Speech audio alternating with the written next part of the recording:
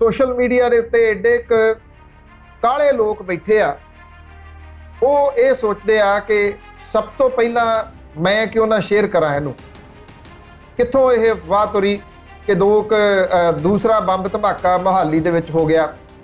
पत्रकारां दे ग्रुपां दे विच ईवन ये खबर पै गई। मुड़ के कहंदे जी नहीं गल होई है इंचार्ज दे नाल, कोई दूजा धमाका नहीं होया। जिहड़े सियासतदान ने, विरोधी धिरां वाले ने, जिस तरीके दे नाल जिन्नी तेजी दे नाल वो ट्वीट कर रहे हैं, बयान दे रहे हैं, वो भी साडे पत्रकार भाईचारे तो कोई घट नहीं। कैप्टन अमरिंदर सिंह होरां दा ट्वीट आउंदा, इहदे वास्ते पंजाब सरकार जिम्मेवार है। पंजाब सरकार जिम्मेवार किवें आ ये पता नहीं। कैप्टन अमरिंदर सिंह होरां ने अगला जवाब तो देना नहीं। जिहड़े 125 के करीब नकली शराब पी के मर गए सी जहरीली, कि उहदे वास्ते कैप्टन अमरिंदर सिंह जिम्मेवार सी? पर काली दे चक्कर दे विच जो कुछ पत्रकार करते हैं उही कुछ राजनीतिक करी जाते हैं। सुखबीर सिंह बादल होरां दा ट्वीट देख लो तुसीं, उहदे विच भी वो नाल दी नाल ये कही जाते हैं कि इत्थे तां बयान नहीं मिल रहे, इत्थे तां मुख्यमंत्री कुछ होर बयान दे रहे हैं, DGP कुछ होर बयान दे रहे हैं। सुखबीर सिंह बादल होरां दे तां अपने बयान अपने नाल ही नहीं मिलदे हुंदे। इहदे विचों जिहड़ी एक स्मैल आ रही है ना, वो इस चीज़ की आ रही है, इन्हां बहुतियां दीयां जां तां कोठियां छड़वा लीआं गईयां जां सिक्योरिटी घटा दित्तियां गईयां। किते ना किते कौड़ वो है मन दे विच, जिहड़े हिसाब दे नाल वकील उन्हां नूं लई फिरदे आ, गर्मियां भी लंघाउणगे अंदर। वेखदे आ कि कहानी जिहड़ी वो किधर नूं जांदी है। पर अदालत का अज सुप्रीम झटका जरूर लग्या विक्रम मजीठीए नूं। कप्तान अमरिंदर सिंह ने 4.5 साल झूठ बोल के लोगों नूं लंघाते कि जिहड़ी जांच दे लिफाफे पए आ हाई कोर्ट दे विच, वो तां हाई कोर्ट खोलदी नहीं।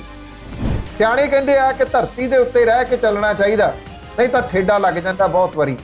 विक्रम मजीठीआ होरां दे वल्लों अदालत जाण तो पहलां मुੱਛਾਂ नूं दिता गया तां उन्हां दे वास्ते मुश्किल बनिया। इस वेले कोई रावण तां नहीं है जिहड़ा उस लंका नूं बचा सके। लंका सड़ रही है। लंका दे विच रहण वाले लोग, श्रीलंका दे विच रहण वाले लोग तंग ने, महंगाई तो तंग ने। चाहे पाकिस्तान होवे, चाहे श्रीलंका होवे, इत्थों दे राजनीतिक लोग इस तरह दे रहे आ कि लुੱਟ घसुੱਟ करके बाहर निकल जाते रहे आ। जदों डॉक्टर मनमोहन सिंह होरां दी सरकार सी, जे आपां अपने लई, ते उन्हां ने एक मिडल क्लास पैदा की, मिडल क्लास नूं स्ट्रोंग किया, जिहदे कोले बाइंग पावर सी। हुण दो क्लासां, अपर क्लास ते लोअर क्लास, मिडल क्लास है नहीं गी। मिडल क्लास का ना होना खतरनाक है। अफगानिस्तान तो ढह ढेरी हो गया ना, वो तो एवें रेत दीआं कंधां वांगू जिहड़ा वो खड़ा। हालात भारत के अंदर किहो जिहे ने, सानूं उहदे उत्ते भी बहुत क्लोजली निगाह रखनी पऊगी। अणसुरक्षित माहौल बड़े तेजी दे नाल जिहड़ा वो बनदा जा रहा है। उहदा प्रमुख कारण महंगाई है।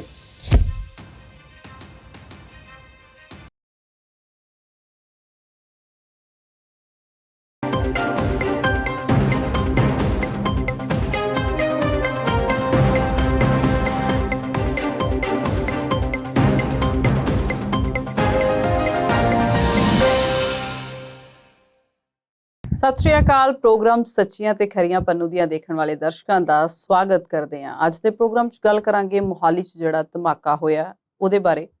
जिम्मेवारी किहदी बनदी है? सरकार दी बनदी है, पत्रकारां दी बनदी है, आम लोकां दी बनदी है? सारा कुछ अज डिस्कस करांगे। उस तो बाद गल बिक्रम सिंह मजीठिया दी भी करांगे जिन्हां नूं अदालत तो राहत नहीं मिल रही। इस तो बाद गल विगड़ते हुए हालात ने श्रीलंका दे उहदी भी करांगे ते सीनियर पत्रकार बलतेज पन्नू होरी साडे नाल इस वेले जुड़ चुके हैं। सत श्री अकाल पन्नू साहब, स्वागत करते हैं जी प्रोग्राम च। सिकाल जी, धन्यवाद जी, बहुत मेहरबानी। शुरुआत करते हैं उस खबर तो जिहड़ी कल 7:45 बजे तो लैके हुण तक सुर्खियां ते छाई हुई है। हर घर दे विच टैलीविजन चल रहा ते यही खबर चल रही है। जिन्हां दे हत्थां च मोबाइल ने यही चल रही है 7:45 बजे मोहाली च एक धमाका हुंदा आ। उस तो बाद अज फिर अफवाह फैलदी है कि दूजा धमाका हुंदा, फिर खबर आ जाती भी नहीं, ये खबर झूठी है। सवाल मेरा तुहानूं ये है कि इस वेले सब तो वड्डी जिम्मेवारी किहदी बनदी है? पत्रकारां दी बनदी है, आम लोकां दी बनदी है, जां मौजूदा पंजाब सरकार दी बनदी है? देखो, असी वो पीढ़ी आ जिन्हां ने ਜਿਹੜਾ 80ਵਿਆਂ ਦੇ ਵਿੱਚ ਜੋ ਕੁਝ ਹੋਇਆ ਉਹਨੂੰ ਨੇੜੇ ਤੋਂ ਦੇਖਿਆ। ਅਸੀਂ ਇਹ ਵੀ ਦੇਖਿਆ ਕਿ ਉਸ ਵੇਲੇ ਪੰਜਾਬ ਨੂੰ ਅੱਗ ਲਾਉਣ ਦੇ ਵਾਸਤੇ ਕਿਹੜੀਆਂ ਧਿਰਾਂ ਜ਼ਿੰਮੇਵਾਰ ਸਨ, ਕਿਹੋ ਜੀ ਬਿਆਨਬਾਜ਼ੀ ਜ਼ਿੰਮੇਵਾਰ ਸੀ। ਕੱਲ੍ਹ ਜੇ ਬੀਤੇ ਤੋਂ ਕੋਈ ਵਿਅਕਤੀ ਨਹੀਂ ਸਿੱਖਦਾ ਤਾਂ ਉਹਦੇ ਵਰਗਾ ਕਮਲਾ ਕੋਈ ਨਹੀਂ ਹੋ ਸਕਦਾ। ਜਦੋਂ ਪੰਜਾਬ ਦੇ ਵਿੱਚ ਮਾੜੇ ਹਾਲਾਤ ਸਨ, ਮਾੜੇ ਦਿਨ ਸਨ, ਤਾਂ ਸਭ ਨੂੰ ਪਤਾ ਹੈ ਕਿ 2 ਅਖਬਾਰਾਂ ਦੀ ਟਸਲ ਨੇ ਉਸ ਵੇਲੇ ਬਲਦੀ ਦੇ ਉੱਤੇ ਤੇਲ ਪਾਉਣ ਦਾ ਕੰਮ ਕਿਵੇਂ ਕੀਤਾ ਸੀ। ਜਲੰਧਰ ਤੋਂ ਛਪਦੀਆਂ ਇਹ 2 ਅਖਬਾਰਾਂ ਆਪਣੀ ਗਿਣਤੀ ਵਧਾਉਣ ਦੇ ਚੱਕਰ ਦੇ ਵਿੱਚ ਇਹਨਾਂ ਨੇ ਉਸ ਵੇਲੇ ਐਡੀ ਭੜਕਾਹਟ ਪੈਦਾ ਕੀਤੀ। ਇੱਕ ਜਿਹੜੀ ਅਖਬਾਰ ਸੀ ਉਹ ਇੱਕ ਧਿਰ ਦਾ ਪੱਖ ਛਾਪਦੀ ਤੇ ਦੂਜੀ ਧਿਰ ਦਾ ਪੱਖ ਛਾਪਦੀ। ਪਹਿਲੀ ਦੂਜੀ ਨੂੰ ਨਾ ਗੌਲਦੀ ਤੇ ਦੂਜੀ ਪਹਿਲੇ ਵਾਲਿਆਂ ਦੀ ਗੱਲ ਨਾ ਸੁਣਦੀ। ਜਿਹੜੀਆਂ ਉਸ ਵੇਲੇ ਧਮਕੀਆਂ ਦਿੱਤੀਆਂ ਜਾਂਦੀਆਂ ਸੀ ਉਹ ਇੱਕ ਅਖਬਾਰ ਦੇ ਵਿੱਚ ਛਪਦੀਆਂ, ਦੂਜੀ ਦੇ ਵਿੱਚ ਉਹਦਾ ਸਪਸ਼ਟੀਕਰਨ ਛਪਦਾ ਲੋਕਾਂ ਦਾ। ਐਸਾ ਧੰਦਾ ਉਸ ਵੇਲੇ ਬਣਿਆ ਔਰ ਜੋ ਪੰਜਾਬ ਨੇ ਭੁਗਤਿਆ ਉਹਦਾ ਉਹ ਕਿਸੇ ਤੋਂ ਲੁਕਿਆ ਛਿਪਿਆ ਨਹੀਂ। ਉਦੋਂ ਤਾਂ ਅਖਬਾਰਾਂ ਗਿਣਤੀ ਦੀਆਂ ਹੁੰਦੀਆਂ ਸਨ, ਇੰਨਾ ਜ਼ਿਆਦਾ ਨਹੀਂ ਸੀ ਹੁੰਦਾ। ਅੱਜ ਮੋੜ ਜਿਹੜਾ ਉਹ ਉਦੋਂ ਕਿਤੇ ਜ਼ਿਆਦਾ ਖਤਰਨਾਕ ਹੈ। ਇੱਕ ਤਾਂ ਥਾਂ ਤੇ ਵੈਬ ਚੈਨਲ ਖੁੱਲੇ ਨੇ, ਜ਼ਿੰਮੇਵਾਰੀ ਕੋਈ ਨਹੀਂ, ਕੋਈ ਉਹਨਾਂ ਦੀਆਂ ਸੀਮਾਵਾਂ ਨਹੀਂ ਆ, ਕੋਈ ਉਹਨਾਂ ਦੇ ਉੱਤੇ ਰਿਸਟ੍ਰਿਕਸ਼ਨ ਨਹੀਂ ਆ। ਜਿਹੜੀ ਅਫਵਾਹ ਦੀ ਤੁਸੀਂ ਜ਼ਿਕਰ ਕਰ ਰਹੇ ਹੋ, ਸੋਸ਼ਲ ਮੀਡੀਆ ਦੇ ਉੱਤੇ ਏਡੇ ਕਾਲੇ ਲੋਕ ਬੈਠੇ ਆ, ਉਹ ਇਹ ਸੋਚਦੇ ਆ ਕਿ ਸਭ ਤੋਂ ਪਹਿਲਾਂ ਮੈਂ ਕਿਉਂ ਨਾ ਸ਼ੇਅਰ ਕਰਾਂ ਇਹਨੂੰ। ਕਿੱਥੋਂ ਇਹ ਅਫਵਾਹ ਤੁਰੀ ਕਿ ਦੂਸਰਾ ਬੰਬ ਧਮਾਕਾ ਮੁਹਾਲੀ ਦੇ ਵਿੱਚ ਹੋ ਗਿਆ। ਪੱਤਰਕਾਰਾਂ ਦੇ ਗਰੁੱਪਾਂ ਦੇ ਵਿੱਚ ਈਵਨ ਇਹ ਖਬਰ ਪੈ ਗਈ। ਮੁੜ ਕੇ ਕਹਿੰਦੇ ਜੀ ਨਹੀਂ, ਗੱਲ ਹੋਈ ਆ ਇੰਚਾਰਜ ਦੇ ਨਾਲ, ਕੋਈ ਦੂਜਾ ਧਮਾਕਾ ਨਹੀਂ ਹੋਇਆ। ਜਦੋਂ ਇਸ ਤਰ੍ਹਾਂ ਦੀਆਂ ਨਾ ਸਮਝੀ ਵਾਲੀਆਂ ਗੱਲਾਂ, ਗੈਰ ਜ਼ਿੰਮੇਵਾਰਾਨਾ ਗੱਲਾਂ ਇੱਕ ਉਹ ਵਰਗ ਕਰਦਾ ਜਿਹੜਾ ਹਰ ਜਗ੍ਹਾ ਦੇ ਉੱਤੇ VIP ਟ੍ਰੀਟਮੈਂਟ ਇਸ ਕਰਕੇ ਲੈਣਾ ਚਾਹੁੰਦਾ ਕਿ ਉਹ ਪੱਤਰਕਾਰ, ਉਹ ਇਹ ਕਹਿੰਦਾ, ਆਪਾਂ ਦੇਖੀਦਾ ਹੀ ਆ ਕੀ ਕੁਝ ਅੱਜ ਕੱਲ੍ਹ ਚੱਲਦਾ, ਕਿਵੇਂ ਮਾਈਕ ਲੈ ਕੇ ਹਰੇਕ ਕੋਈ ਇਹ ਕੋਸ਼ਿਸ਼ ਕਰਦਾ ਕਿ ਸਭ ਤੋਂ ਪਹਿਲਾਂ ਸਭ ਤੋਂ ਤੇਜ਼ ਮੈਂ ਗੱਲ ਕਰਾਂ। ਉਹ ਇਹ ਵੀ ਸੋਚਦਾ ਕਿ ਮੈਨੂੰ ਟੋਲ ਪਲਾਜ਼ਿਆਂ ਤੋਂ ਲੰਘਣ ਦੀ ਪਰਮਿਸ਼ਨ ਵੀ ਹੋਣੀ ਚਾਹੀਦੀ ਆ, ਅਫਸਰ ਕੋਈ ਮੇਰੀ ਗੱਲ ਮੋੜੇ ਨਾ, ਹਰੇਕ ਦਫ਼ਤਰ ਦੇ ਵਿੱਚ ਮੇਰਾ ਸਿੱਧਾ ਐਕਸੈਸ ਹੋਵੇ। ਇਹੋ ਜਿਹੀਆਂ ਸਹੂਲਤਾਂ ਉਹ ਲੈਣੀਆਂ ਚਾਹੁੰਦਾ। ਜਦੋਂ ਜ਼ਿੰਮੇਵਾਰੀ ਦੀ ਗੱਲ ਆਉਂਦੀ ਹੈ ਤੇ ਫਿਰ ਜ਼ਿੰਮੇਵਾਰ ਉਹ ਇੰਨਾ ਕੁ ਜ਼ਿੰਮੇਵਾਰੀ ਜਿਹੜੀ ਉਹ ਵਿਖਾਉਂਦਾ ਕਿ ਕਿਤੋਂ ਚੁੱਕੀ ਜਿਹੜੀ ਇੱਕ ਖਬਰ ਤੇ ਅੱਗੇ ਉਹਨੂੰ ਨਾਲ ਦੀ ਨਾਲ ਬਿਨਾਂ ਉਹਦੀ ਪੁਣਛਾਣ ਕੀਤੇ ਤੋਂ ਬਿਨਾਂ ਉਹਨੂੰ ਵੇਖਿਆ ਅੱਗੇ ਕਰ ਦਿੱਤਾ। ਤੇ ਸੋਸ਼ਲ ਮੀਡੀਆ ਇੱਕਦਮ ਤੁਹਾਨੂੰ ਪਤਾ ਹੈ ਕਿ ਗੱਲ ਜਿਹੜੀ ਉਹ ਫੈਲ ਜਾਂਦੀ ਹੈ। ਆਪਾਂ ਬੜੀ ਵਾਰੀ ਪਿਛਲੇ ਸਾਲਾਂ ਦੇ ਵਿੱਚ ਦੇਖਿਆ, ਨਾਮਵਰ ਹਸਤੀਆਂ ਨੂੰ ਕਈ ਵਾਰੀ ਦੁਨੀਆ ਤੋਂ ਤੋੜ ਦਿੱਤਾ। ਕਈ ਵਾਰੀ ਤਾਂ ਕੁਝ ਥਾਵਾਂ ਦੇ ਉੱਤੇ ਉਹਨਾਂ ਨੂੰ ਵੀਡੀਓ ਬਣਾ ਕੇ ਦੱਸਣਾ ਪਿਆ ਵੀ ਆਹ ਵੀਡੀਓ ਦੇਖ ਲਓ, ਮੈਂ ਜਿਉਣਾ, ਮੈਨੂੰ ਕੁਝ ਨਹੀਂ ਹੋਇਆ। ਕਈ ਵਾਰੀ ਉਹਦੇ ਪਰਿਵਾਰ ਦੇ ਮੈਂਬਰਾਂ ਨੂੰ ਸਪਸ਼ਟੀਕਰਨ ਦੇਣਾ ਪਿਆ ਕਿ ਕੁਝ ਨਹੀਂ ਹੋਇਆ, ਸਾਡੇ ਪਰਿਵਾਰ ਦੇ ਮੈਂਬਰ ਨੂੰ ਹਸਪੀਟਲ ਦਾਖਲ ਜ਼ਰੂਰ ਆ। ਇਸ ਤਰ੍ਹਾਂ ਦੀਆਂ ਅਫਵਾਹਾਂ ਇਸ ਮੁਹਾਲੀ ਦੇ ਵਿੱਚ ਹੋਏ ਜਿਹੜਾ ਪ੍ਰਪੇਅਰਡ ਰਾਕੇਟ ਹੈ, ਜਿਹੜਾ ਸੈਲਫ ਪ੍ਰਪੇਅਰਡ ਰਾਕੇਟ ਜਿਹੜਾ RPG ਕਹਿੰਦੇ ਆ, ਉਹਦੇ ਧਮਾਕੇ ਤੋਂ ਬਾਅਦ ਇਸ ਤਰ੍ਹਾਂ ਦਾ ਕੁਝ ਹੋਇਆ। ਜਿਹੜੇ ਸਿਆਸਤਦਾਨ ਨੇ, ਵਿਰੋਧੀ ਧਿਰਾਂ ਵਾਲੇ ਨੇ, ਜਿਸ ਤਰੀਕੇ ਦੇ ਨਾਲ, ਜਿੰਨੀ ਤੇਜ਼ੀ ਦੇ ਨਾਲ ਉਹ ਟਵੀਟ ਕਰ ਰਹੇ ਆ, ਬਿਆਨ ਦੇ ਰਹੇ ਆ, ਉਹ ਵੀ ਸਾਡੇ ਪੱਤਰਕਾਰ ਭਾਈਚਾਰੇ ਤੋਂ ਕੋਈ ਘੱਟ ਨਹੀਂ। ਤੁਸੀਂ ਇੱਕਦਮ ਕਨਕਲੂਜਨ ਦੇ ਉੱਤੇ ਕਿਵੇਂ ਪਹੁੰਚ ਸਕਦੇ ਹੋ ਇੱਕ ਟਵੀਟ ਦੇ ਰਾਹੀਂ? ਕੈਪਟਨ ਅਮਰਿੰਦਰ ਸਿੰਘ ਹੋਰਾਂ ਦਾ ਟਵੀਟ ਆਉਂਦਾ, ਇਹਦੇ ਵਾਸਤੇ ਪੰਜਾਬ ਸਰਕਾਰ ਜ਼ਿੰਮੇਵਾਰ ਹੈ। ਪੰਜਾਬ ਸਰਕਾਰ ਜ਼ਿੰਮੇਵਾਰ ਕਿਵੇਂ ਆ ਇਹ ਪਤਾ ਨਹੀਂ। ਕੈਪਟਨ ਅਮਰਿੰਦਰ ਸਿੰਘ ਹੋਰਾਂ ਨੇ ਅਗਲਾ ਜਵਾਬ ਤਾਂ ਦੇਣਾ ਨਹੀਂ। ਜਿਹੜੇ 125 ਦੇ ਕਰੀਬ ਨਕਲੀ ਸ਼ਰਾਬ ਪੀ ਕੇ ਮਰ ਗਏ ਸੀ ਜ਼ਹਿਰੀਲੀ, ਕੀ ਉਹਦੇ ਵਾਸਤੇ ਕੈਪਟਨ ਅਮਰਿੰਦਰ ਸਿੰਘ ਜ਼ਿੰਮੇਵਾਰ ਸੀ? ਪੰਜਾਬ ਦੇ ਵਿੱਚ ਚਿੱਟਾ ਕਿੱਥੋਂ ਤੱਕ ਗਿਆ, ਰੇਤਾ ਦਾ ਕਿੰਨਾ ਕਾਰੋਬਾਰ ਸਿਖਰ ਦੇ ਉੱਤੇ ਗਿਆ, ਕੀ ਉਹਦੇ ਵਾਸਤੇ ਕੈਪਟਨ ਅਮਰਿੰਦਰ ਸਿੰਘ ਜ਼ਿੰਮੇਵਾਰ ਸੀ? ਜੇ ਉਹ ਜ਼ਿੰਮੇਵਾਰ ਸੀ ਤਾਂ ਫਿਰ ਇਸ ਬੰਬ ਧਮਾਕੇ ਦੇ ਵਾਸਤੇ ਮੌਜੂਦਾ ਸਰਕਾਰ ਜ਼ਿੰਮੇਵਾਰ ਹੋਊਗੀ। ਇਹ ਸੈਂਸਿਟਿਵ, ਬਹੁਤ ਸੈਂਸਿਟਿਵ ਪਾਰਟ ਹੁੰਦੇ ਨੇ ਇਹਦੇ ਵਿੱਚ ਕਈ ਵਾਰੀ, ਬਹੁਤ ਵਾਰੀ ਜਿਹੜਾ ਉਹ ਸੋਚ ਕੇ ਫੇਰ ਬੋਲਣਾ ਪੈਂਦਾ, ਪਰ ਅਕਸਰ ਕਾਹਲੀ ਦੇ ਚੱਕਰ ਦੇ ਵਿੱਚ ਜੋ ਕੁਝ ਪੱਤਰਕਾਰ ਕਰਦੇ ਆ ਉਹੀ ਕੁਝ ਰਾਜਨੀਤਿਕ ਕਰੀ ਜਾਂਦੇ ਆ। ਸੁਖਬੀਰ ਸਿੰਘ ਬਾਦਲ ਹੋਰਾਂ ਦਾ ਟਵੀਟ ਦੇਖ ਲਓ ਤੁਸੀਂ, ਉਹਦੇ ਵਿੱਚ ਵੀ ਉਹ ਨਾਲ ਦੀ ਨਾਲ ਇਹ ਕਹੀ ਜਾਂਦੇ ਆ ਕਿ ਇੱਥੇ ਤਾਂ ਬਿਆਨ ਨਹੀਂ ਮਿਲ ਰਹੇ, ਇੱਥੇ ਤਾਂ ਮੁੱਖ ਮੰਤਰੀ ਕੁਝ ਹੋਰ ਬਿਆਨ ਦੇ ਰਹੇ ਆ, ਡੀਜੀਪੀ ਕੁਝ ਹੋਰ ਬਿਆਨ ਦੇ ਰਹੇ ਆ।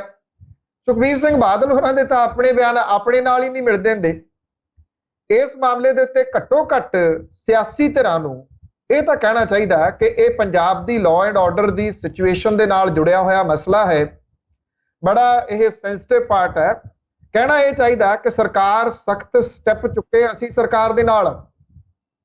ਇਹਦੇ ਵਿੱਚੋਂ ਜਿਹੜੀ ਇੱਕ ਸਮੈਲ ਆ ਰਹੀ ਹੈ ਨਾ, ਉਹ ਇਸ ਚੀਜ਼ ਦੀ ਆ ਰਹੀ ਆ, ਇਹਨਾਂ ਬਹੁਤਿਆਂ ਦੀਆਂ ਜਾਂ ਤਾਂ ਕੋਠੀਆਂ ਛਡਵਾ ਲਈਆਂ ਗਈਆਂ ਜਾਂ ਸਿਕਿਉਰਿਟੀ ਘਟਾ ਦਿੱਤੀਆਂ ਗਈਆਂ।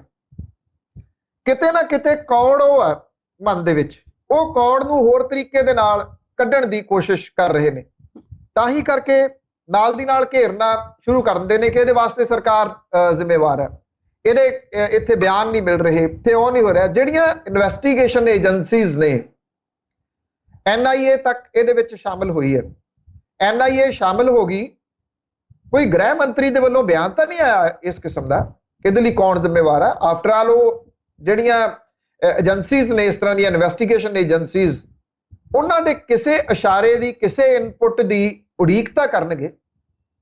ਇੱਥੇ ਤਾਂ ਉਡੀਕ ਕੀਤੀ ਹੋਈ ਨਹੀਂ ਜਾ ਰਹੀ।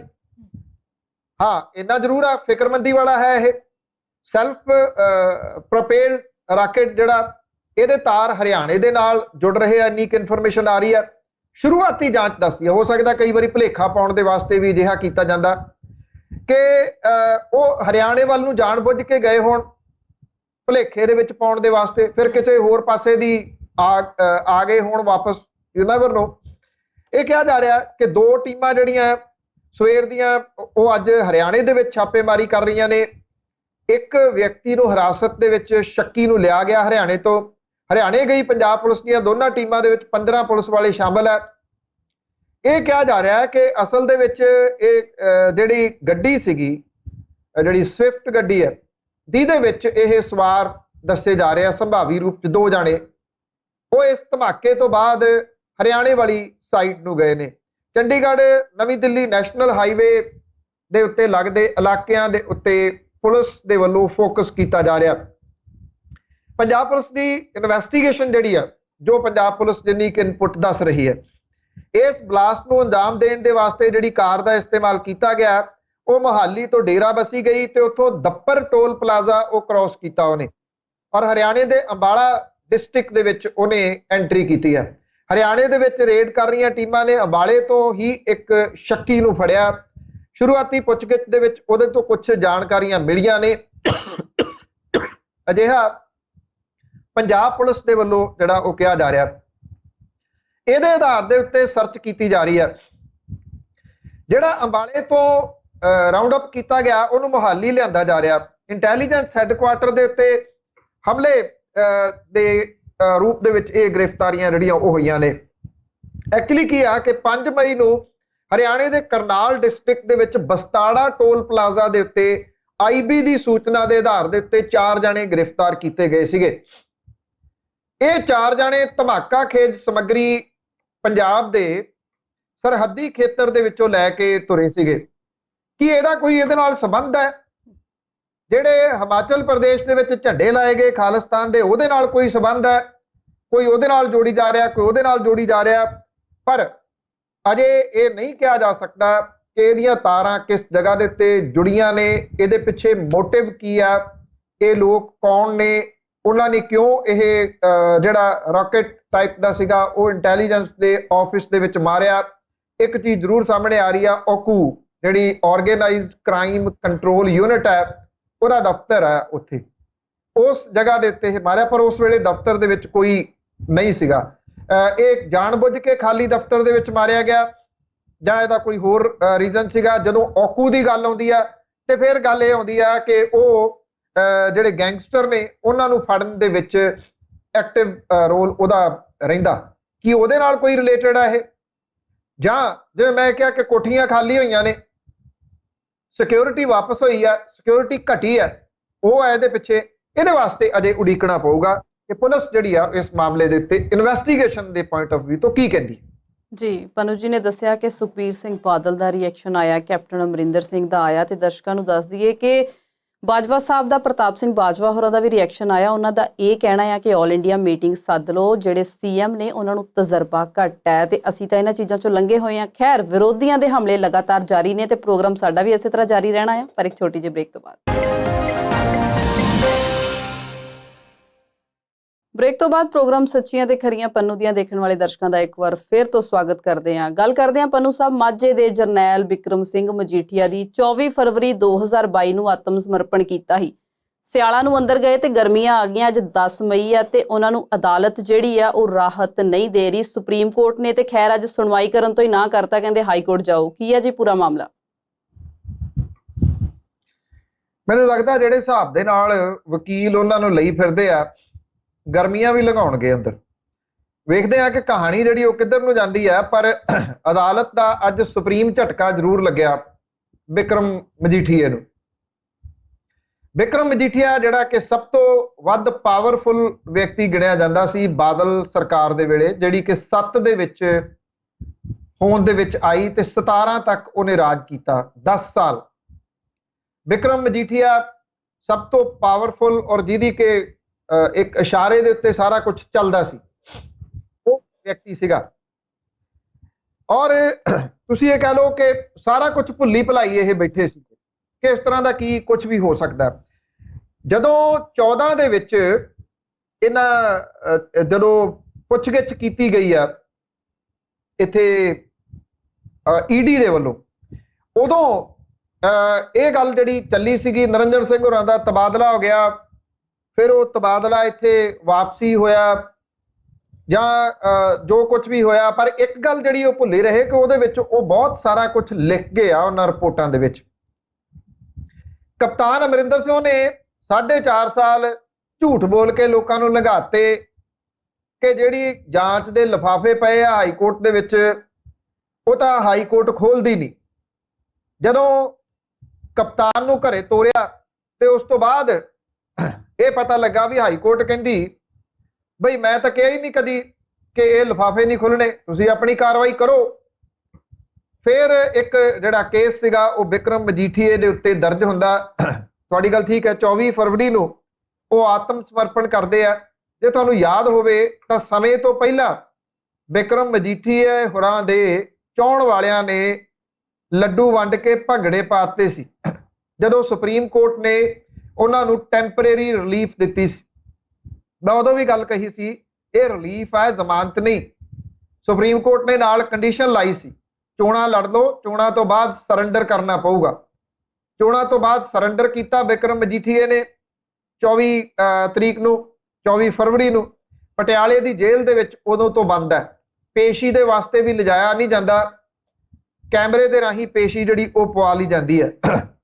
ਹੇਠਲੀ ਅਦਾਲਤ ਮੁਹਾਲੀ ਤੋਂ ਉਹਦੀ ਜ਼ਮਾਨਤ ਅਰਜ਼ੀ ਰੱਦ ਹੋ ਗਈ।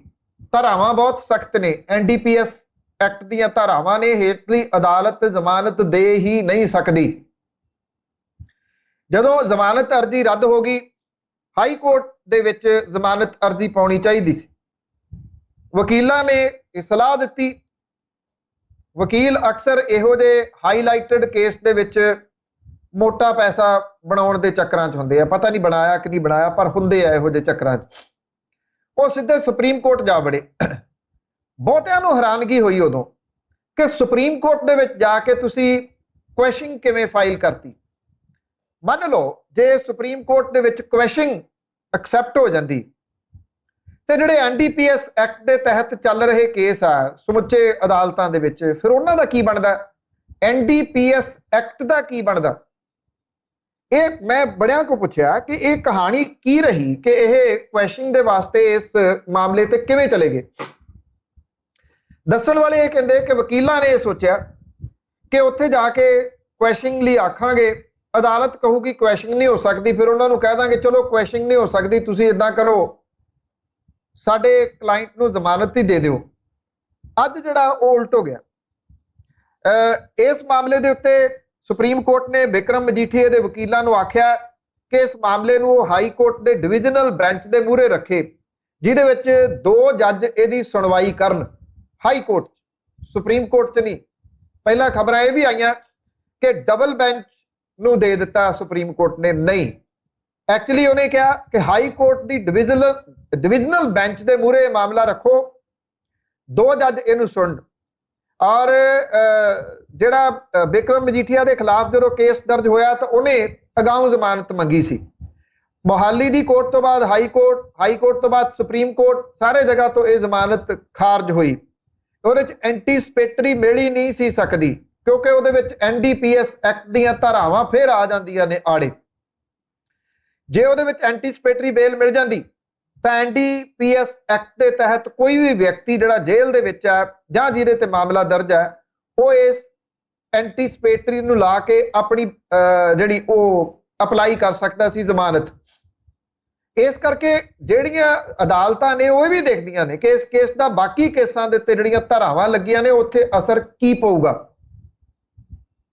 ਔਰ ਜਦੋਂ ਮੌਜੂਦਾ ਭਗਵੰਤ ਮਾਨ ਹੋਰਾਂ ਦੀ ਅਗਵਾਈ ਵਿੱਚ ਸਰਕਾਰ ਆਈ ਤਾਂ ਇਸ ਸਰਕਾਰ ਨੇ ਆ ਕੇ SIT ਬਦਲ ਦਿੱਤੀ, ਕਿਉਂਕਿ ਪਹਿਲੀ ਜਿਹੜੀ SIT ਸੀ ਉਹਦੇ ਉੱਤੇ ਇਹ ਕਥਿਤ ਰੂਪ ਦੇ ਵਿੱਚ ਦੋਸ਼ ਲੱਗਦਾ ਸੀਗਾ ਕਿ ਉਹ ਕਿਤੇ ਨਾ ਕਿਤੇ ਫਲੈਕਸੀਬਲ ਹੈ ਕੁਝ ਮਾਮਲਿਆਂ ਦੇ ਉੱਤੇ। ਔਰ ਜਿਹੜੀ ਨਵੀਂ ਬਣੀ SIT ਸੀ ਉਹਦਾ ਪ੍ਰਮੁੱਖ IPS ਅਫਸਰ S ਰਾਹੁਲ ਨੂੰ ਬਣਾਇਆ ਗਿਆ। ਟੀਮ ਦੇ ਵਿੱਚ AIG ਰਣਜੀਤ ਸਿੰਘ ਢਿੱਲੋਂ, DSP ਰਘੁਵੀਰ ਸਿੰਘ ਤੇ DSP ਅਮਰਪ੍ਰੀਤ ਸਿੰਘ ਸ਼ਾਮਲ ਹੈ। ਪਿਛਲੀ SIT ਦੇ ਵਿੱਚ AIG ਬਲਰਾਜ ਸਿੰਘ ਦੀ ਅਗਵਾਈ ਦੇ ਵਿੱਚ ਬਣੀ ਸੀਗੀ ਔਰ ਇਹਦੇ ਉੱਤੇ ਅਕਾਲੀ ਦਲ ਨੇ ਮਜੀਠੀਆ ਦੇ ਉੱਤੇ ਕੇਸ ਦੇ ਬਦਲੇ ਬੇਟੇ ਨੂੰ ਪ੍ਰਮੋਸ਼ਨ ਮਿਲਣ ਦੇ ਸੰਗੀਨ ਦੋਸ਼ ਜਿਹੜੇ ਉਹ ਲਾ ਦਿੱਤੇ ਸੀਗੇ। ਹੁਣ ਸਵਾਲ ਇਹ ਆ ਕਿ ਅੱਗੋਂ ਇਸ ਮਾਮਲੇ ਦੇ ਉੱਤੇ ਕੀ ਹੋਊਗਾ। ਹਾਈ ਕੋਰਟ ਜਿਹੜੀ ਆ ਉਹਦੇ ਵਿੱਚ ਉਹਨਾਂ ਨੇ, ਸੁਪਰੀਮ ਕੋਰਟ ਨੇ ਕਿਹਾ ਕਿ 2 ਮੈਂਬਰੀ ਜਿਹੜੇ ਇਹ ਬੈਂਚ ਹੈ, 2 ਜੱਜ ਇਸ ਉਹਨੂੰ ਸੁਣਨਗੇ ਕਿਹਨੂੰ, ਕੀ ਕੁਐਸਚਨ ਨੂੰ ਉਹ ਸੁਣਨਗੇ ਜਾਂ ਜ਼ਮਾਨਤ ਨੂੰ ਸੁਣਨਗੇ। ਇਹ ਅਜੇ ਇੱਕ ਭੇਦ ਹੈ।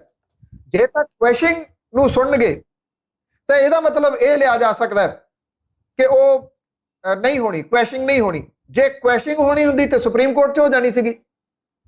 ਜੇ ਜ਼ਮਾਨਤ ਲਾਈ ਹੈ ਤੇ ਫਿਰ ਇਹਦੇ ਉੱਤੇ ਇੱਕ ਵੱਖਰੇ ਐਂਗਲ ਦੇ ਨਾਲ ਇਹਨੂੰ ਵੇਖਿਆ ਜਾ ਸਕਦਾ।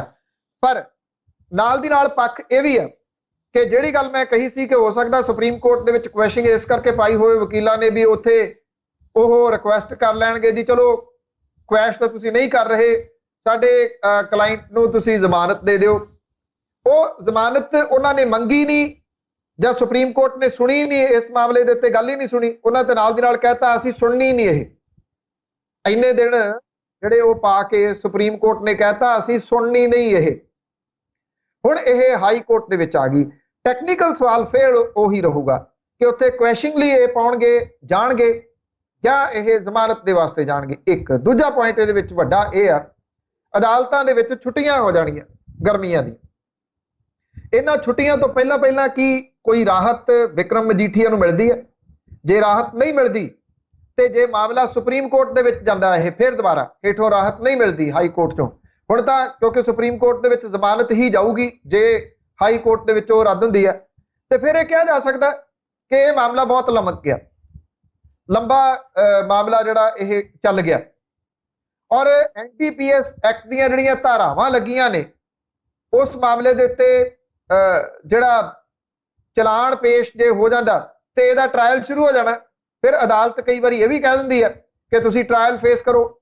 ਇਸ ਮਾਮਲੇ ਦੇ ਹੇਠਲੀਆਂ ਜਿਹੜੀਆਂ ਅਦਾਲਤਾਂ ਨੇ NDPS ਕੇਸਾਂ ਦੇ ਵਿੱਚ ਉੱਚ ਅਦਾਲਤ ਤੋਂ ਡਰਦਿਆਂ ਰਾਹਤ ਨਹੀਂ ਦਿੰਦੀਆਂ। ਇਸ ਕਰਕੇ ਇਹ ਇੱਕ ਵੱਡਾ ਇਹਦੇ ਵਿੱਚ ਪੱਖ ਹੈ। ਸਿਆਣੇ ਕਹਿੰਦੇ ਆ ਕਿ ਧਰਤੀ ਦੇ ਉੱਤੇ ਰਹਿ ਕੇ ਚੱਲਣਾ ਚਾਹੀਦਾ, ਨਹੀਂ ਤਾਂ ਠੇਡਾ ਲੱਗ ਜਾਂਦਾ ਬਹੁਤ ਵਾਰੀ। ਵਿਕਰਮ ਮਜੀਠੀਆ ਹੋਰਾਂ ਦੇ ਵੱਲੋਂ ਅਦਾਲਤ ਜਾਣ ਤੋਂ ਪਹਿਲਾਂ ਮੁੱਛਾਂ ਨੂੰ ਦਿੱਤਾ ਗਿਆ ਤਾਂ ਉਹਨਾਂ ਦੇ ਵਾਸਤੇ ਮੁਸ਼ਕਲ ਬਣਿਆ। ਉਂਝ ਵੈਸੇ ਮੁੱਛਾਂ ਨੂੰ ਅੱਜ ਤਾਂ ਆਸ਼ੀਸ਼ ਮਿਸ਼ਰਾ ਵੀ ਦਿੰਦਾ ਵੇਖਿਆ ਗਿਆ, ਜਿਹੜਾ ਕਿ ਅਦਾਲਤ ਦੇ ਵਿੱਚ ਪੇਸ਼ ਕੀਤਾ ਗਿਆ ਉਹਨੇ ਵੀ ਮੁੱਛਾਂ ਨੂੰ ਤਾ ਦਿੱਤਾ। ਬੇਸ਼ੱਕ ਵਿਕਰਮ ਮਜੀਠੀਆ ਵਾਂਗ ਨਹੀਂ ਤਾ ਦਿੱਤਾ, ਹੋਰ ਤਰੀਕੇ ਨਾਲ ਦਿੱਤਾ, ਪਰ ਇੰਨਾ ਜ਼ਰੂਰ ਹੈ ਕਿ ਜਿਹੜਾ ਇਸ ਟਾਈਪ ਦਾ ਹੰਕਾਰ ਹੈ ਉਹ ਅਕਸਰ ਮੁਸ਼ਕਲ ਖੜੀ ਕਰ ਦਿੰਦਾ। ਮੈਨੂੰ ਇੱਕ ਸਾਬਕਾ ਸੀਨੀਅਰ ਆਫੀਸਰ ਦੀ ਗੱਲ ਚੇਤੇ ਆਉਂਦੀ ਆ। ਇੱਕ ਲੜਕੀ ਨੂੰ ਛੇੜਛਾੜ ਵਾਲੇ ਮਾਮਲੇ ਦੇ ਵਿੱਚ ਅਦਾਲਤ ਨੇ ਉਹਨੂੰ ਜਾਣ ਦਿੱਤਾ ਸੀ ਤੇ ਉਹ ਹੱਸਦਾ ਹੋਇਆ ਵਿਕਟਰੀ ਬਣਾ ਕੇ ਅਦਾਲਤ ਚੋਂ ਨਿਕਲਿਆ। ਰੌਲਾ ਪੈ ਗਿਆ, ਦੁਬਾਰਾ ਅਦਾਲਤ ਨੇ ਫੇਰ ਸੱਦ ਲਿਆ ਔਰ ਉਹਦੇ ਵਿੱਚ ਉਹਨੂੰ ਸਜ਼ਾ ਹੋ ਗਈ ਸੀ। ਇਸ ਕਰਕੇ ਇਹ ਬੜੇ ਸੈਂਸਿਟਿਵ ਮਾਮਲੇ ਨੇ। ਪਰ ਹੰਕਾਰ ਜਿਹੜਾ ਜਦੋਂ ਸਿਰ ਚੜ ਕੇ ਬੋਲਦਾ ਨਾ, ਫਿਰ ਉਦੋਂ ਬੰਦੇ ਨੂੰ ਅਕਸਰ ਦਿਸਣੋਂ ਹਟ ਜਾਂਦਾ। ਜਿਵੇਂ ਬਿਕਰਮ ਮਜੀਠੀਏ ਨੂੰ ਕਿਸੇ ਵੇਲੇ ਦਿਸਣੋਂ ਹਟ ਗਿਆ ਸੀ। ਸ਼ਾਇਦ ਹੋ ਸਕਦਾ ਜੇਲ੍ਹ 'ਚ ਬੈਠੇ ਨੂੰ ਉਹਨੂੰ ਯਾਦ ਆ ਰਿਹਾ ਹੋਵੇ ਕਿ ਮੈਂ ਕਿੰਨੇ ਲੋਕਾਂ ਦੇ ਉੱਤੇ ਪਰਚੇ ਦਰਜ ਕਰਵਾਏ ਆ ਆਪਣੀ ਸੱਤਾ ਦੇ ਦੌਰਾਨ। ਜੀ ਬਿਲਕੁਲ, ਹੁਣ ਰੁਕ ਕਰਦੇ ਹਾਂ ਅਗਲੇ ਮੁੱਦੇ ਵੱਲ, ਪਰ ਇਸ ਵੇਲੇ ਵੇਲਾ ਇੱਕ ਛੋਟੀ ਜਿਹੀ ਬ੍ਰੇਕ ਦਾ ਹੋ ਚੁੱਕਾ ਹੈ। ਜਲਦ ਹਾਜ਼ਰ ਹੁੰਨੇ ਹਾਂ।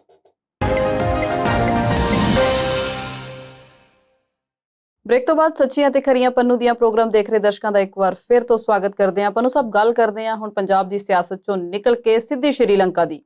ਪਹਿਲਾਂ ਉੱਥੇ ਆਰਥਿਕ ਸੰਕਟ ਸ਼ੁਰੂ ਹੋਇਆ, ਫਿਰ ਭੁੱਖਮਰੀ ਦੇ ਨਾਲ ਫੰਡਿਆ ਗਿਆ ਦੇਸ਼ ਤੇ ਹੁਣ ਹਿੰਸਾ ਦੀ ਲਪੇਟ 'ਚ ਆ ਗਿਆ। ਇਹੋ ਜਿਹੇ ਮੁਲਕਾਂ ਤੋਂ ਕਿੱਦਾਂ ਦਾ ਸਬਕ ਲੈਣ ਦੀ ਲੋੜ ਹੈ ਜੀ? ਮੈਂ ਕਿਸੇ ਜਗ੍ਹਾ ਕੋਟ ਪੜਿਆ ਸੀਗਾ, ਬਹੁਤ ਉਹ ਸਿਖਾਉਣ ਵਾਲਾ ਹੈ ਕਿ ਲੋਕਾਂ ਦੀਆਂ ਇੰਨੀਆਂ ਬਦਦੁਆਵਾਂ ਨਾ ਲਓ ਕਿ ਉਹ ਦੁਆਵਾਂ ਦੇ ਵਿੱਚ ਤੁਹਾਨੂੰ ਬਦਦੁਆਵਾਂ ਦੇਣ ਲੱਗ ਜਾਣ। ਇਹ ਹਾਲਾਤ ਜਿਹੜੇ ਆ ਇਹ ਬਹੁਤ ਸਾਰੇ ਮੁਲਕਾਂ ਦੇ ਬਣ ਰਹੇ ਆ। ਲੋਕਾਂ ਦੀਆਂ ਇੰਨੀਆਂ ਕੁ ਬਦਦੁਆਵਾਂ ਲਈਆਂ ਜਾ ਰਹੀਆਂ ਨੇ ਕਿ ਲੋਕ ਦੁਆਵਾਂ ਦੇ ਵਿੱਚ ਬਦਦੁਆਵਾਂ ਦੇਣ ਲੱਗ ਪਏ ਆ। ਇਹ ਆਪਾਂ ਪੰਜਾਬ ਦੇ ਵਿੱਚ ਵੀ ਦੇਖਿਆ। ਸ੍ਰੀਲੰਕਾ ਦੇ ਵਿੱਚ ਇੱਕ ਵਾਰੀ ਫੇਰ ਅੱਗ ਲੱਗੀ ਆ ਲੰਕਾ ਨੂੰ। ਪਹਿਲਾਂ ਕਿਸੇ ਹੋਰ ਕਾਰਨਾਂ ਕਰਕੇ ਲੱਗੀ ਸੀ, ਇਸ ਵਾਰੀ ਸ੍ਰੀਲੰਕਾ ਦੇ ਵਿੱਚ ਰਹਿੰਦੇ ਹੀ ਅੱਗ ਆਪਣੀ ਲੰਕਾ ਨੂੰ ਲਗਾ ਰਹੇ ਆ। ਇਸ ਵੇਲੇ ਕੋਈ ਰਾਵਣ ਤਾਂ ਨਹੀਂ ਆ ਜਿਹੜਾ ਉਸ ਲੰਕਾ ਨੂੰ ਬਚਾ ਸਕੇ। ਲੰਕਾ ਸੜ ਰਹੀ ਆ। ਲੰਕਾ ਦੇ ਵਿੱਚ ਰਹਿਣ ਵਾਲੇ ਲੋਕ, ਸ੍ਰੀਲੰਕਾ ਦੇ ਵਿੱਚ ਰਹਿਣ ਵਾਲੇ ਲੋਕ ਤੰਗ ਨੇ, ਮਹਿੰਗਾਈ ਤੋਂ ਤੰਗ ਨੇ, ਬੇਹੱਦ ਤੰਗ ਨੇ। ਇਹ ਗੱਲਾਂ ਬੜੀ ਵਾਰੀ ਹੁੰਦੀਆਂ ਰਹੀਆਂ ਕਿ ਲੋਕਾਂ ਦੀਆਂ ਇਹਨਾਂ ਤੰਗੀਆਂ ਦਾ ਇਲਾਜ ਕੀਤਾ ਜਾਵੇ, ਚਾਹੇ ਪਾਕਿਸਤਾਨ ਹੋਵੇ ਚਾਹੇ ਸ੍ਰੀਲੰਕਾ ਹੋਵੇ। ਇੱਥੋਂ ਦੇ ਰਾਜਨੀਤਿਕ ਲੋਕ ਇਸ ਤਰ੍ਹਾਂ ਦੇ ਰਹੇ ਆ ਕਿ ਲੁੱਟ ਘਸੁੱਟ ਕਰਕੇ ਬਾਹਰ ਨਿਕਲ ਜਾਂਦੇ ਰਹੇ ਆ। ਔਰ ਜਿਹੜੇ ਇਸ ਵੇਲੇ ਸ੍ਰੀਲੰਕਾ ਦੇ ਪ੍ਰਧਾਨ ਮੰਤਰੀ ਨੇ ਮਹਿੰਦਾ ਰਾਜਪਕਸ਼ੇ, ਉਹਦੇ ਹਾਲਾਤ ਇਹ ਬਣੇ ਪਏ ਆ।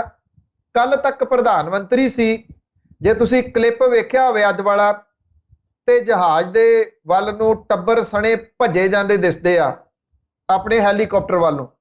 ਇਹ ਕਿਹਾ ਜਾ ਰਿਹਾ ਕਿ ਕੱਲ ਤੱਕ ਪ੍ਰਧਾਨ ਮੰਤਰੀ ਰਹੇ ਮਹਿੰਦਾ ਰਾਜਪਕਸੇ ਸੁਰੱਖਿਅਤ ਟਿਕਾਣੇ ਦੀ ਭਾਲ ਦੇ ਵਿੱਚ ਗਏ ਆ। ਔਰ ਇਹ ਕਿਹਾ ਜਾ ਰਿਹਾ ਕਿ ਸਾਬਕਾ ਪ੍ਰਧਾਨ ਮੰਤਰੀ ਮਹਿੰਦਾ ਰਾਜਪਕਸੇ ਆਪਣੇ ਪਰਿਵਾਰ ਸਣੇ ਪੂਰਬੀ ਸ੍ਰੀਲੰਕਾ ਦੇ ਤ੍ਰਿਨਕੋਮਾਲੀ ਨੇਵਲ ਬੇਸ ਦੇ ਵਿੱਚ ਜਾ ਕੇ ਲੁਕ ਗਏ ਆ, ਸ਼ਰਨ ਲੈ ਲਈ ਆ। ਉਹਨਾਂ ਨੂੰ ਇੱਕ ਹੈਲੀਕਾਪਟਰ ਦੇ ਜ਼ਰੀਏ ਬੇਸ ਤੱਕ ਲਿਜਾਇਆ ਗਿਆ। ਇਹਦੀ ਜਾਣਕਾਰੀ ਮਿਲਣ ਤੇ ਬੇਸ ਦੇ ਬਾਹਰ ਪ੍ਰਦਰਸ਼ਨਕਾਰੀਆਂ ਦੀ ਭੀੜ ਜਮ੍ਹਾਂ ਹੋ ਗਈ ਆ। ਹੁਣ ਤੱਕ ਜਿਹੜੀਆਂ ਖਬਰਾਂ ਮਿਲ ਰਹੀਆਂ ਨੇ, ਸ੍ਰੀਲੰਕਾ ਦੇ ਵਿੱਚ 8 ਲੋਕਾਂ ਦੀ ਮੌਤ ਹੋ ਚੁੱਕੀ ਹੋਈ ਆ, 2 ਤੋਂ ਜ਼ਿਆਦਾ ਲੋਕ ਜ਼ਖਮੀ ਹੋਏ ਨੇ। ਕੋਲੰਬੋ ਨੈਸ਼ਨਲ ਹਸਪੀਟਲ ਇਹ ਕਹਿੰਦਾ ਕਿ ਇਲਾਜ ਦੇ ਵਾਸਤੇ 217 ਲੋਕ ਉੱਥੇ ਭਰਤੀ ਕੀਤੇ ਗਏ ਆ। ਅਸਲ ਦੇ ਵਿੱਚ ਸਮੱਸਿਆ ਜਿਹੜੀ ਮਹਿੰਗਾਈ ਬਣੀ, ਔਰ ਸ੍ਰੀਲੰਕਾ ਕਰਜ਼ਾ ਚੁੱਕੀ ਗਿਆ। ਕਰਜ਼ਾ ਚੁੱਕ ਕੇ ਉਹਨੇ ਲਾਉਣ ਦਾ ਸੋਚਿਆ ਹੀ ਨਹੀਂ ਤੇ ਐਡਾ ਕੁ ਕਰਜ਼ਾਈ ਹੋ ਗਿਆ ਕਿ ਉਹਦਾ ਦਿਵਾਲਾ ਨਿਕਲ ਗਿਆ। ਉਹਨੇ ਅਮਰੀਕਾ ਤੋਂ ਵੀ ਕਰਜ਼ਾ ਚੁੱਕਿਆ, ਉਹਨੇ ਚਾਈਨਾ ਤੋਂ ਵੀ ਕਰਜ਼ਾ ਚੁੱਕਿਆ, ਰਸ਼ੀਆ ਤੋਂ ਵੀ ਕਰਜ਼ਾ ਉਹਨੇ ਚੁੱਕਿਆ। ਪਾਕਿਸਤਾਨ ਵਾਲਾ ਹਾਲਾਤ ਜਿਹੜੇ ਨੇ ਉਹ ਸ੍ਰੀਲੰਕਾ ਦੇ ਬਣੇ। ਹਾਂ, ਪਾਕਿਸਤਾਨ ਦੇ ਵਿੱਚ ਅਜੇ ਥੋੜਾ ਫੇਰ ਵੀ ਕਾਬੂ ਦੇ ਹੇਠ ਨੇ। ਉੱਥੇ ਵੀ ਹੁਣੇ ਸਰਕਾਰ ਬਦਲੀ ਆ, ਇਮਰਾਨ ਖਾਨ ਹੋਰਾਂ ਦੀ ਸਰਕਾਰ ਨੂੰ ਜਾਣਾ ਪਿਆ।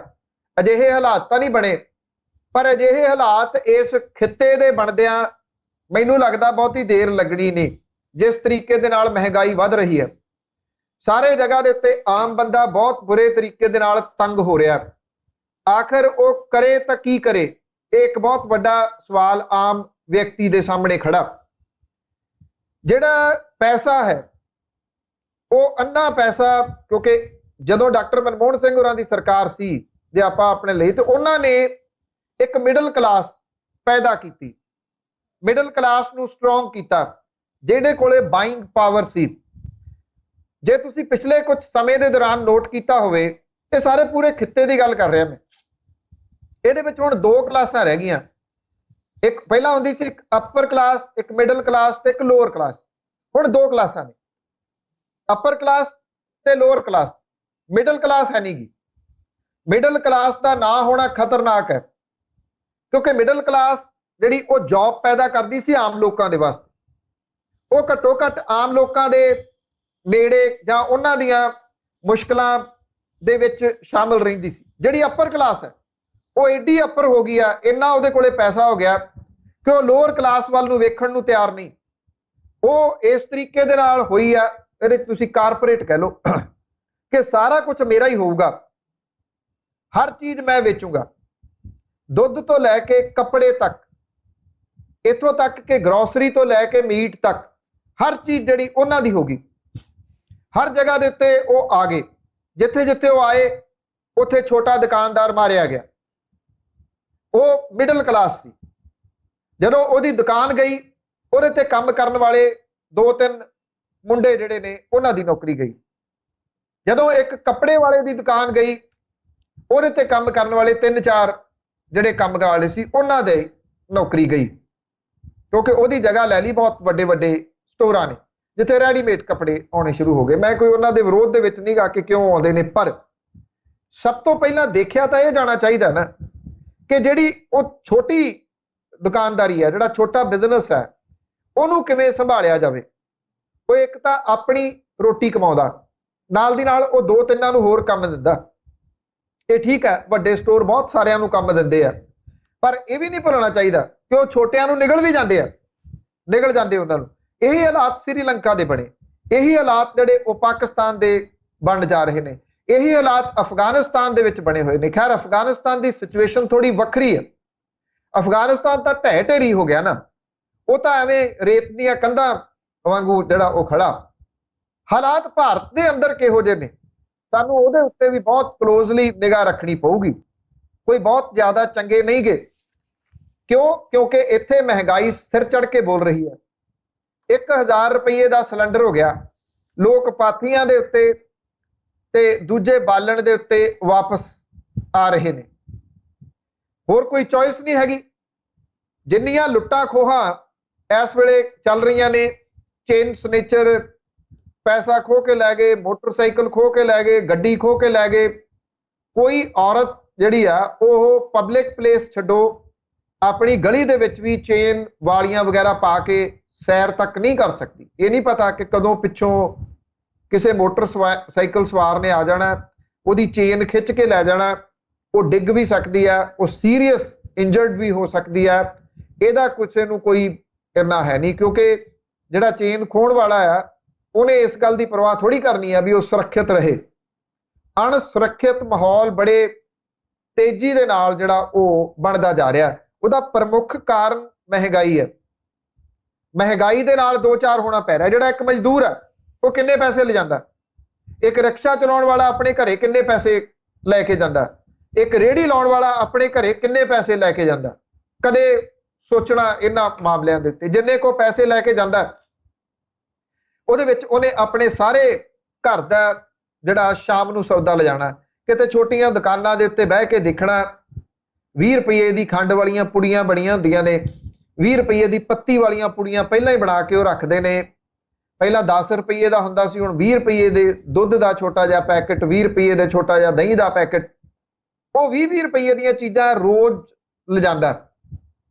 ਤੇ ਜਦੋਂ ਕਿਸੇ ਜਗ੍ਹਾ ਦੇ ਉੱਤੇ ਕੋਈ ਗੜਬੜ ਹੋ ਜਾਂਦੀ, ਜਿੱਥੋਂ ਆਪਾਂ ਗੱਲ ਸ਼ੁਰੂ ਕੀਤੀ ਸੀ, ਮੈਂ ਉੱਥੇ ਇਹਨੂੰ ਲਿਆ ਕੇ ਜਿਹੜਾ ਦੀ ਉਹ ਐਂਡ ਕਰੂੰਗਾ ਕਿ ਜਦੋਂ ਤੁਸੀਂ ਕੋਈ ਅਫਵਾਹ ਫੈਲਾ ਦਿੰਦੇ ਹੋ, ਉਸ ਅਫਵਾਹ ਫੈਲਾਉਣ ਦੇ ਨਾਲ ਹੋ ਸਕਦਾ ਕੋਈ ਉੱਠੇ, ਗੜਬੜ ਦੀ ਵਜ੍ਹਾ ਕਰਕੇ ਜਾਂ ਸਰਕਾਰ ਕਰਫਿਊ ਲਾ ਦੇ, ਇੰਟਰਨੈਟ ਬੰਦ ਕਰ ਦੇ, ਜਾਂ ਕੋਈ ਬੰਦ ਦਾ ਸੱਦਾ ਦੇ ਦੇ। ਉਹਦੇ ਨਾਲ ਇਹ 20-20 ਰੁਪਏ ਦੀ ਖੰਡ ਤੇ 20-20 ਰੁਪਏ ਦੀ ਪੱਤੀ ਘਰ ਲਿਜਾਣ ਵਾਲਿਆਂ ਦੇ ਬਾਰੇ ਦੇ ਵਿੱਚ ਜ਼ਰੂਰ ਸੋਚਣਾ। ਸਰਕਾਰਾਂ ਇਹਨਾਂ ਦੇ ਵਾਸਤੇ ਸੋਚਣੋਂ ਹਟ ਗਈਆਂ ਨੇ। ਸਰਕਾਰਾਂ ਅੱਜ ਕੱਲ ਇਹਨਾਂ ਦੇ ਵਾਸਤੇ ਨਹੀਂ ਸੋਚਦੀਆਂ।